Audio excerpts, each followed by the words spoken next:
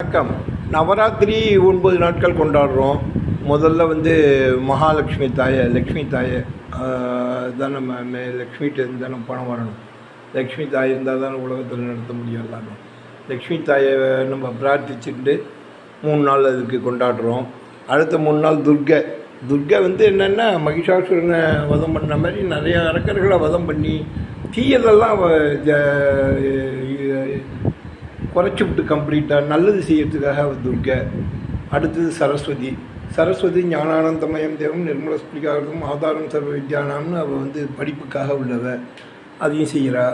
இப்படி எல்லாரையும் 3 தேவிகளையும் வழிபட்டு இது பண்ணுறது. குடு ஒரு குடு சும்மா ஒரு குடுவை போட்டால் நல்லா இருக்குவேங்கிற ஒரு பார்வைக்காக போட்டது.